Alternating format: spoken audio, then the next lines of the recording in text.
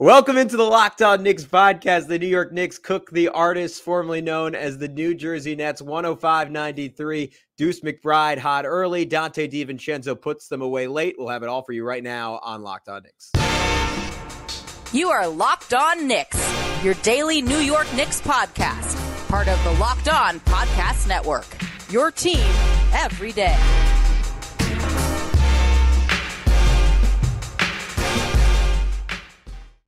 You are Locked On Knicks, and this episode is brought to you by Prize Picks, the easiest, most exciting way to play daily fantasy sports.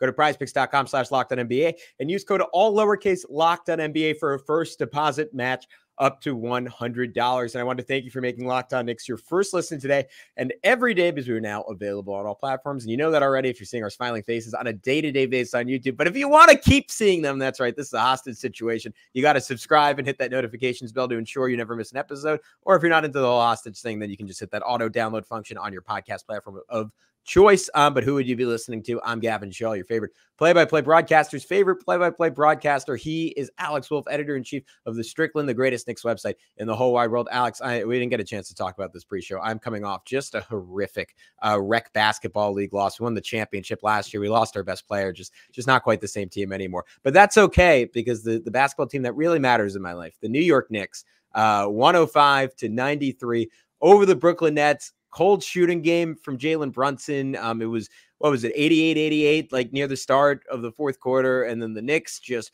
ran away with this one. Donte DiVincenzo scored 10 points in the first 3 minutes and 10 seconds of the fourth. The Nets went 8 minutes without a field goal, which was horrific on their part. And the Knicks were able to separate. 12-point win. Felt like more to me. Game didn't totally ever feel in doubt. Maybe that was because I watched it after I knew the score. But what did you make of this one, Alex? What stood out to you? Yeah, I mean, I think your rec league team would have done really well if you had a Deuce McBride there that you could have just called on off the end of the bench. Do you have his number? Because I'm willing to ask. I don't have too much pride for that. If he's got a break in the Knicks schedule, right? He can come by, just give a good 48 minutes again. To your team after giving 48 minutes to the Knicks every game, it seems like right now. Make someone quit basketball, I think, pressing them full court. Oh, for sure. Yeah.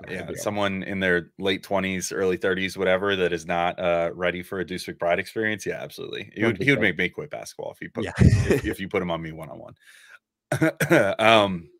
At any rate, I thought his play was the most standout again to me, which is becoming a regular occurrence during this stretch where he's starting. 48 minutes again for Deuce, which is crazy that he's done this multiple times in recent memory.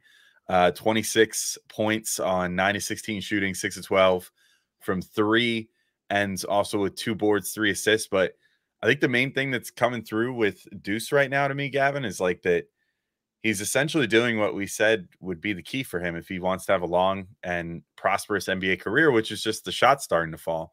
And the offense is coming around because we know the defense is there.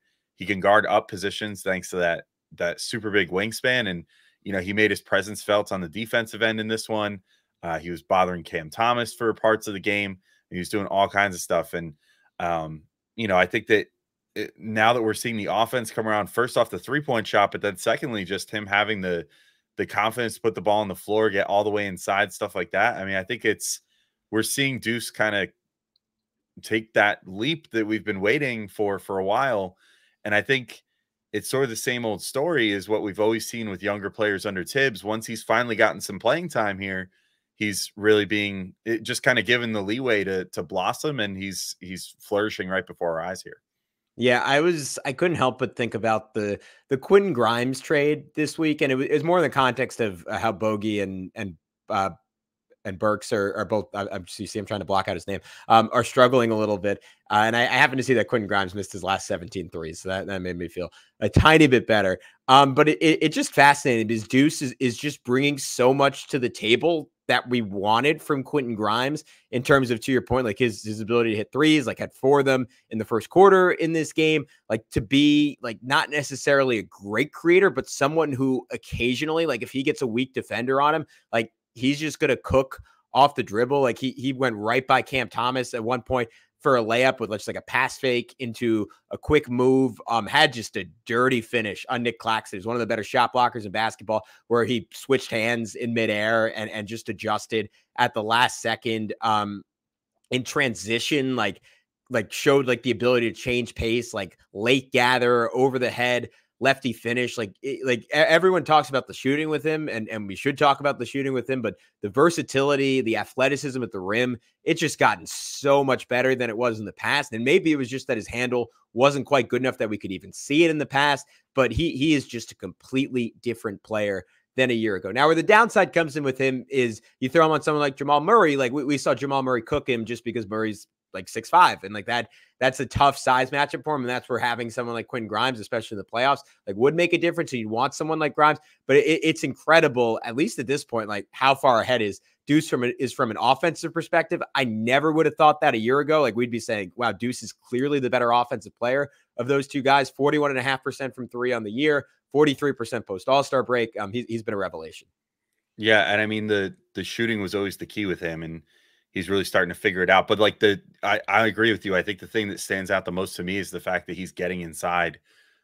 I won't say it will. Like he still, I think, is going to struggle with, if you put him in a one-on-one situation and tell him to create and break someone down off the dribble, he can't really do that. But he's getting better with timing out cuts. Like he has such good chemistry with so many different players on this team as far as, making cuts inside. I made sure to make a mental note of this because I think it was the first time I've ever seen it. A 2-1, I guess you would call it, pick and roll with Jalen Brunson at one point, where Deuce came up and set the initial screen of the play. And then, Brunson kind of managed to get inside off that. Deuce kind of wound up kicking back out to like the elbow for, to get open for three there.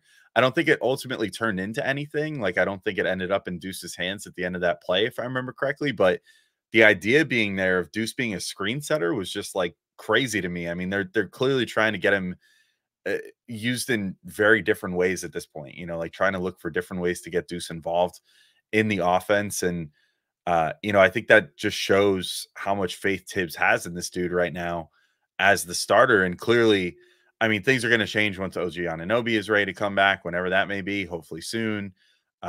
Things will, obviously change when like Julius Randle comes back, and, when Mitchell Robinson comes back, that'll, just affect the center spot, whatever.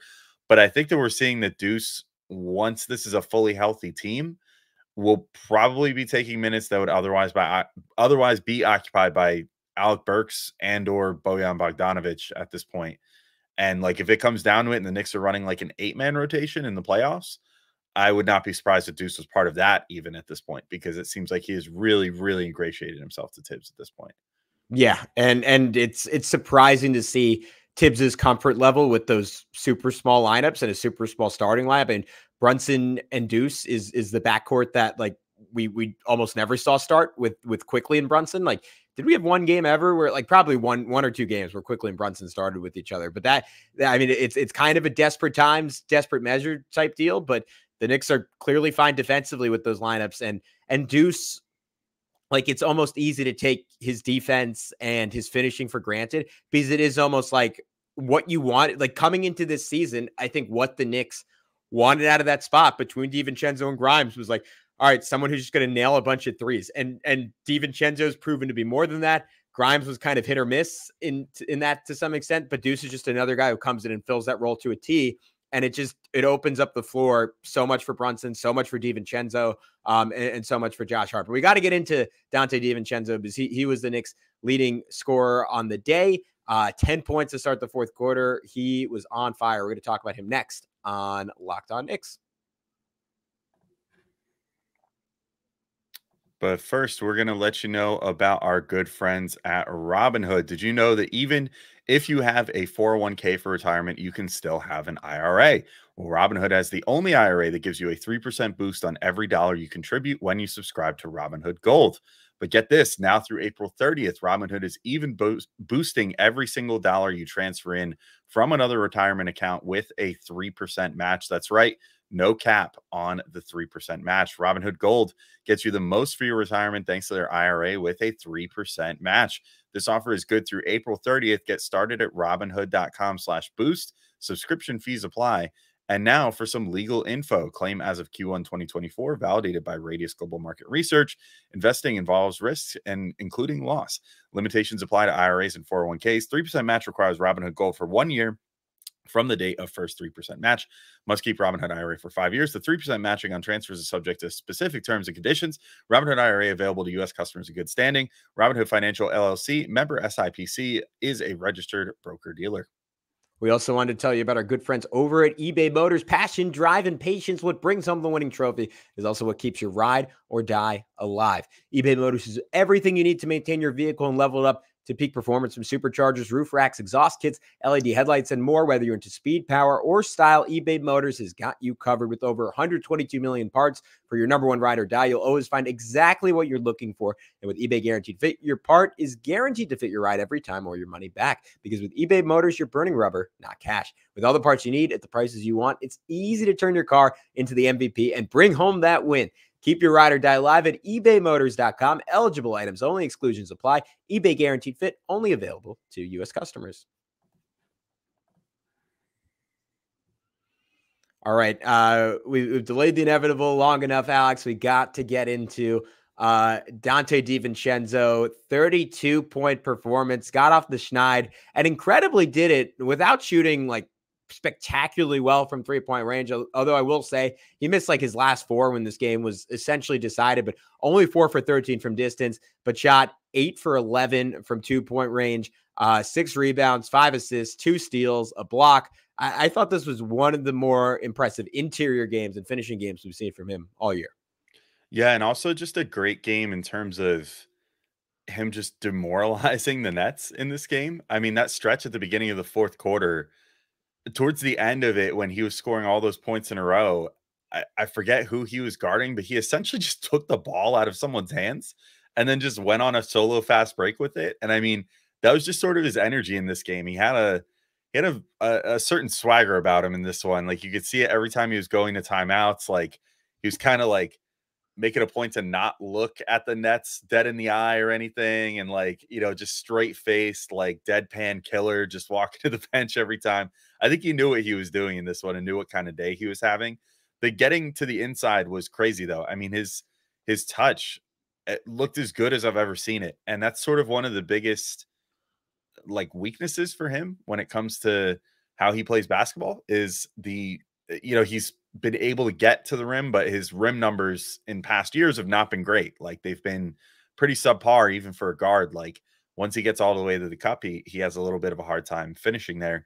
And we did not see that in this game, certainly. And I mean, it was mostly thanks to just some, I don't want to quite call them circus finishes, but very acrobatic, very touch heavy finishes that he had. Mostly on reverses were the ones that really caught my eye. Some of them just kind of like lightly scooping it up and just letting it fall straight into the hoop. Other ones where he was going off glass. Like, I mean, he really pulled out a little bit of everything in this game. And I think that was the difference maker of where he was able to absorb the not so great shooting game and, you know, just kill them by getting to the inside and finishing in there.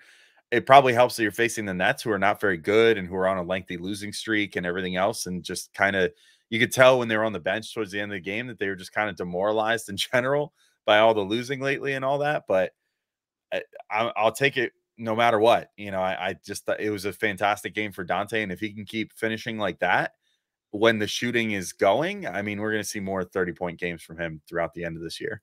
Yeah, I mean, just a tough shot making. Like you were getting to it, but I mean, even in the first quarter, like had this shot clock buzzer beater where he got the ball and it was just a grenade. There was what three seconds left. Gets to the foul line, like half pivot, like kind of like squares himself to the rim in midair, drains it. I mean, the shot he hit before Bridges hit the 70-footer. Obviously, it got kind of shined out, but that was sick, like between the legs, crossover, went super high off the glass, was looking for an and one, didn't end up getting it.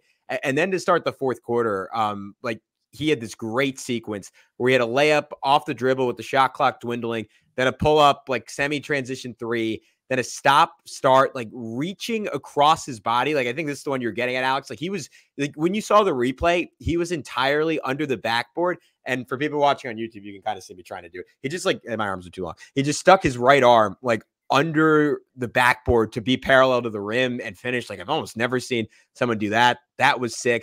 And then had like one more in the fourth quarter where I think it was Devo screening for him, or not Devo. It was Deuce screening for him again. He spun away from it, like long step, like reverse layup, inside hand, like just the variety at the rim is something I didn't really know he had in his bag. And I'm with you defensively. I thought he was excellent in this game. And again, like it's easy to forget because it just didn't, like the Nets were shooting super well and Jalen had a terrible night shooting. And it sort of felt like that was the reason they were in it, but it was a close game. And Donte basically said, screw that. He's now just 18 threes off Evan Fournier's season record, which like no hate to Evan, like for the most part, outside of to French tabloids, like a good teammate, good media, like it's going to feel good for someone currently on the Knicks who's very happy with the Knicks to have that record again. Yeah, for sure. I mean, I loved when some of the arguments for like, why were Knicks fans booing Evan Fournier when he first came back? He holds their 3-point record. And it's like, yeah, I don't think anybody's really like, yay, he has the 3-point record. What a great year that was. I want to remember that all the time. So yeah, once Donte snatches that record in probably about 4 games, if that, it'll be pretty good. Yeah, I don't know how much more I have left to say on his game, but I do want to talk about Isaiah Hartenstein now, who I think is reaching almost OG Anunoby levels of impact in whatever minutes that he plays in games at this point. 26 minutes again in this one. So like once again, Tibbs really doing a good job of keeping him at the minutes that he should be playing right now during the regular season. But man, you want to talk about making the most of every single one of those 26 minutes. 17 points on 8 of 10 shooting, 9 boards, including 4 offensive rebounds, 2 assists, 4 steals, 2 blocks, and a almost team high plus 13. Came just shy of Josh Hart for the team high in that category, although Josh played 44 minutes in this game. But I love what Hartenstein is bringing on both ends. I would say, we've talked about his defense so much, and I feel like we've, illustrated plenty times like what makes him so good there. Just his timing on, tagging guys off pick and roll, and just his ability to like shade back towards the hoop and play possum for the block there, while also having the quick hands for the steals and all that. And we saw plenty of that on display in this game. But his offense lately is really what's opening my eyes. The floater has just become so gnarly for him. Like, I don't know what it is that like all of a sudden every single one of those is going in, but it reminds me almost like when Quickly was like a rookie and he had those stretches where like every single floater that he took went in, to the point where that became like a signature shot. To see that out of his center is crazy. Like just the amount of touch that he has, and the fact that if he has anyone that's like a somewhat normal height on him, it's almost like Wilt Chamberlain skyhook-esque right now, which I know is like sacrilege. That's like one of the most like or Kareem skyhook, I should say, or Wilt Chamberlain's hooks, whatever, either one of them.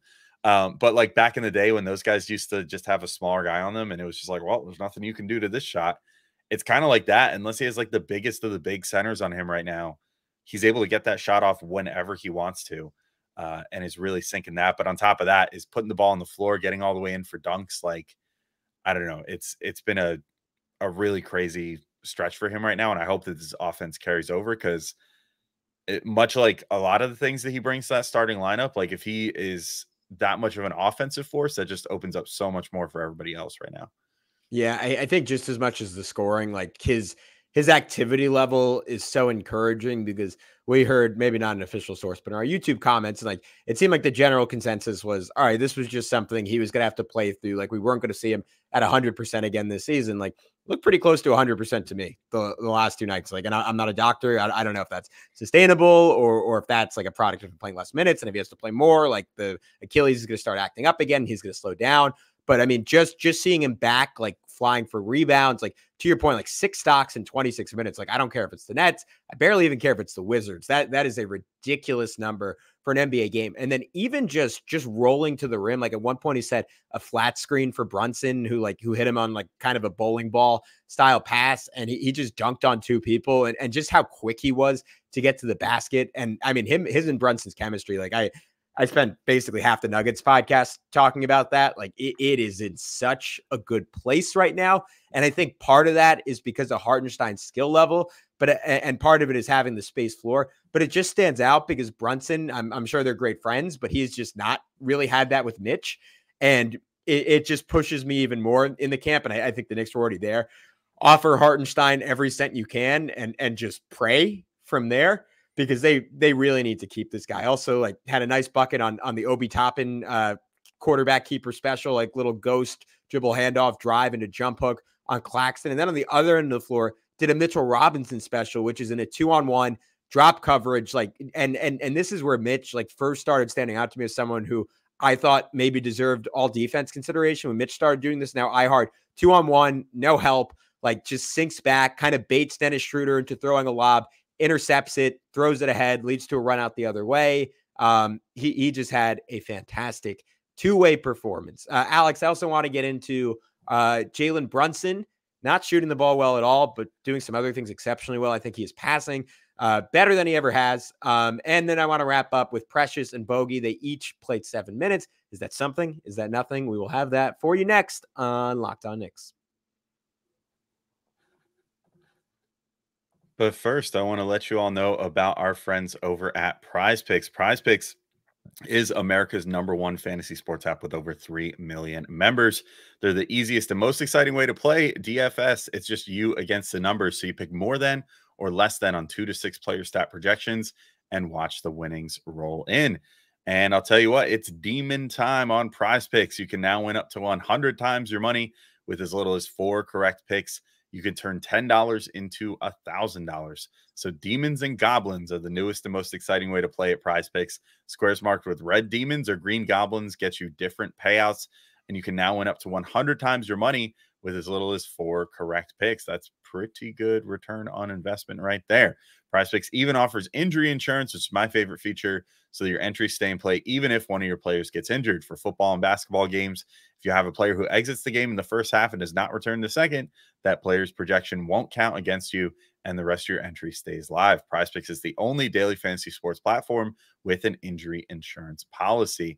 And I love the fact that injury insurance is there, especially as a Knicks fan. But, you know, assuming nobody gets hurt, I feel like you're generally in pretty good shape right now. If you take the over on Deuce McBride points, maybe take the over on Jalen Brunson assists right now because he's diming, and the over on Josh Hart rebounds, there's 3 out of your 4. And all right, tell you what, take over on Donte DiVincenzo 3-pointers made in the next game. Maybe you could, find some demons and goblins and get yourself 100 times your money. So go to prizepicks.com/LockedOnNBA and use code LockedOnNBA for a first deposit match up to $100. Again, that's prizepicks.com/LockedOnNBA and use code LockedOnNBA for your first deposit match up to $100. Prize Picks, pick more, pick less. It's that easy. All right, and we're back in to keep talking through this game. And Gavin, yeah, I agree with you. This was not the best the best scoring performance for Jalen Brunson. 17 points, 7 of 24 shooting. Did shoot 3 of 4 from 3, which is dope. Maybe they could have found some more attempts for him in that respect. You know, found him, kicking the ball around the perimeter a little more. I just got to throw out that means I'm not great at math, but 4 for 20 on twos. That has to be close to an all-time low for him. That's 20% from 2-point range. Not great. Definitely one of his worst this season in that regard. So let's hope that's not the new normal of any sort. But also dished 8 assists in this game, and the passing, I'm with you, I think was really good. I liked the amount that the Knicks were going to pick and roll, and the amount that he was working with iHeart in that capacity, which sort of is just a spillover from talking about iHeart last segment. But I do think that really helps this team on the overall, and the fact that iHeart is so good with passing out of the short roll, with finishing. I mean, we saw it just, he and Brunson just played it perfectly, where especially like early on in the game, the Nets were still trying to kind of be cute and like throw soft doubles at Brunson and try to make him uncomfortable. And Brunson just played those perfectly. Like that screen that you mentioned was just masterful on his part, as well as Hartenstein's, where Hartenstein came up, set the screen, and then slipped it real early, like to the point where his man was shading a little too much up towards Brunson already, assuming that he was going to just fully take that screen. And then Brunson just sort of threads a pass in between the two defenders to the streaking iHeart, who just makes it all the way in for the dunk. Looks like that sort of typified this game for Brunson, I think. there's a few of the easy assists too. I was rewatching some of them of like, well, he just kind of brought the ball down, and DiVincenzo had a little bit of space, so he kicked it over to DiVincenzo and he hit a three, but that still counts. You know what I mean? It's like he would just seem to be making the right play all the time in this game. And, as usual, he's the guy that's going to initiate things for this team. And it was just nice to see a game where, again, subpar competition notwithstanding, that the Knicks were able to absorb kind of a pretty bad game from Brunson in the scoring department for him. And still he was able to keep things chugging along and feed the hot hands and get things over the finish line for this team and, help them out with that big run down the stretch. Yeah, I mean, you took the words right out of my mouth on the soft double point. Like, it just feels like, I mean, we heard Mike Brown after the Kings game say, like, he said maybe other than Steph, I don't think we trapped another point guard more this season, and he just tore us up. And you're seeing like coaches, I think, finally adjust to the fact that, oh man, this guy might be a top 12 player or so on planet Earth. Like we have to treat him as such, like no matter how tall he is and no matter how relatively unathletic he looks. And it's just like Rick Brunson just kept Jalen up every single night from the time he was like 11 years old and says, all right, you get two defenders here. What do you do? You get one here, but then one shades over once you beat the first one. What do you do? And you're at this point on the court. You're at this point in the court. You're at this point over the court. And he just had to like write on a chalkboard a million times, like, oh, you know what? I curl around the screen and then I swing it to the opposite corner and then I come back and I get the ball and I hit a three. And he just had to do that over because he just has it memorized and like down to a science. And he's able to make up for the fact that, again, like he's not that tall and he's not that athletic because he just thinks the game so quickly and he's so anticipatory. But what stood out to me this year is just like the skill of his passing. Like this was a play that didn't even end up being an assist, but was like end of shot clock. Bridges was on him and give, like, if you want to give the Nets credit for something, everyone's booing at home.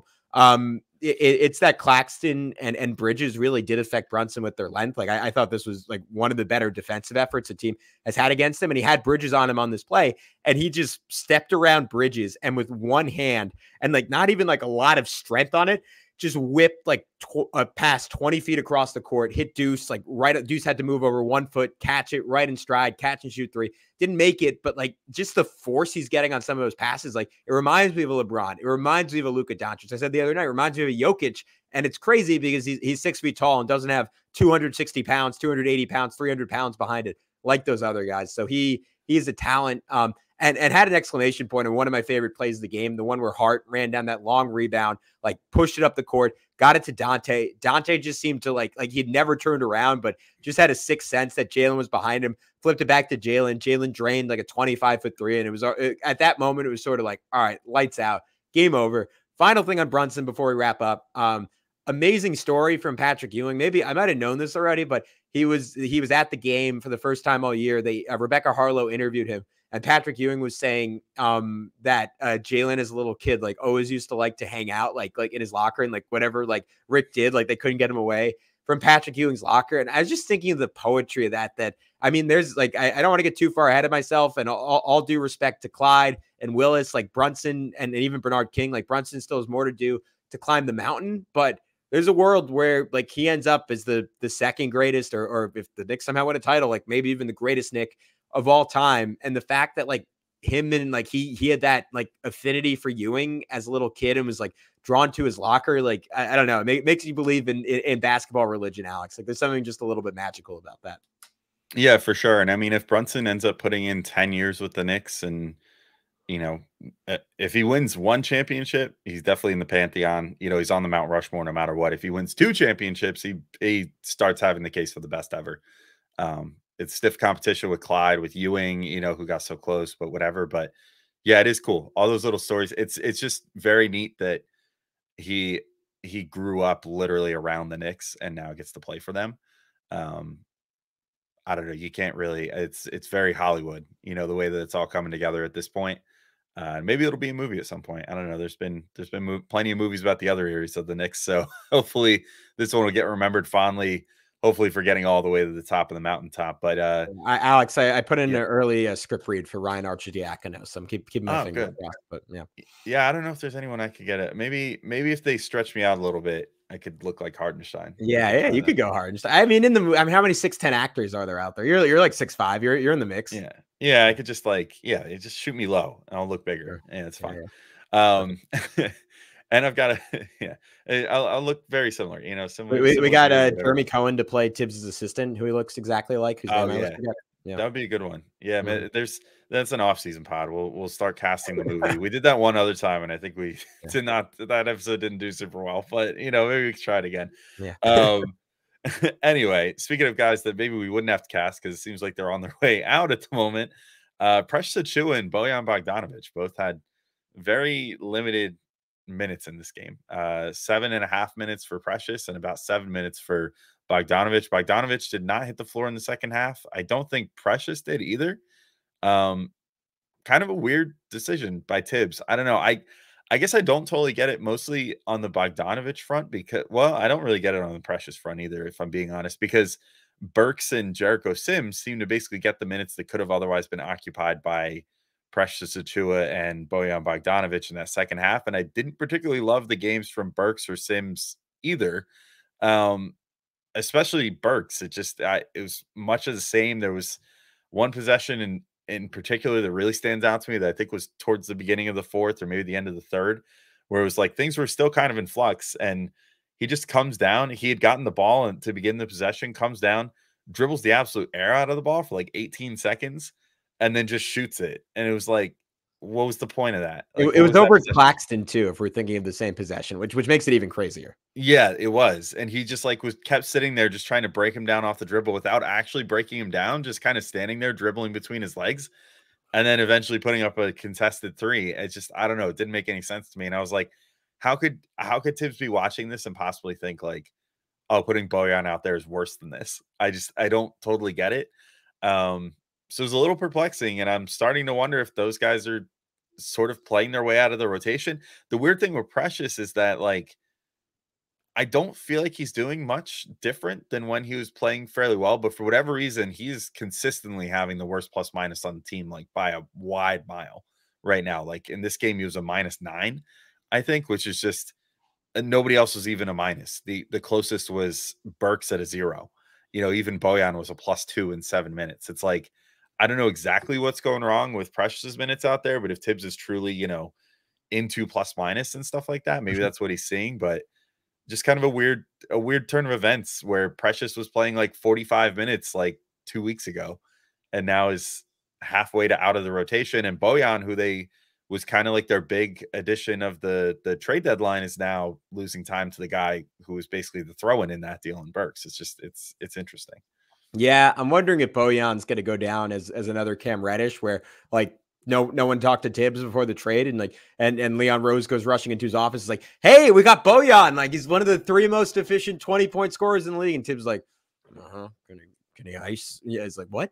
Ice?" Yeah, and then he just isn't a fan. And look, and to defend Tom Thibodeau, like I think we'd agree, like Bojan has not played particularly well. Like he obviously has not shot the ball well. The question for me, and I think I'll take the hit on this, I didn't do a good enough job talking about it when they first traded for him, was like, it's always easy to assume, oh my God, this guy was so efficient on one of the worst teams ever. Imagine how efficient he's going to be surrounded by good players. And it doesn't always work that way, because sometimes the efficiency was rhythm based and it wasn't based off the fact that he was getting great shots. And for whatever reason, maybe just because like he hasn't played a lot of minutes and therefore has not played a lot of minutes with Jalen Brunson in particular, like we just haven't seen lineups that get Bojan easy shots. Like when he's out there, like he's kind of doing what you want him to do, Alex, and like operating mostly as like a self-creation guy. And like when he's hitting shots, like 2 straight games, the one shot he made is like a super deep 3. And that seems to be the only thing he can get to easily right now. But we've seen examples of him like seek out his own offense and be good. I wonder if it looks a little bit better when Julius Randle's back, and like maybe that allows you to get more minutes with Brunson or some minutes with Randle, get some more open shots, and he's just super deadly in that role. Right now, it's not clicking for him. Precious, my only take is that as Hartenstein gets healthier, there's less center minutes available, and Precious has shined far more as a center than as a power forward. That being said, Hartenstein only played 26 minutes in this game. And he picked Jericho Sims to play 18 minutes of center instead of Precious to play 18 minutes of center and be out there for 36 minutes. So whatever the math is on that. 27 minutes, I guess. But I don't really know. why. Like, I guess he wanted to prioritize rebounding over offense in this game. I think Precious has been great. I would keep going to him at that backup center spot until Mitch is out there, but we will see once Mitch is healthy if there's any kind of role left for him. Yeah, for sure. And we'll be here for you guys to talk through all that. Hopefully we'll get some positive injury updates with the Knicks back home now in the practices in the days ahead. Hopefully some OG updates, maybe something on Randall, maybe something on Mitchell Robinson, who seems to be getting closer and closer. So we'll have all those for you as well. But until next time, thank you all for listening, and we'll talk to you soon. Peace out, everybody.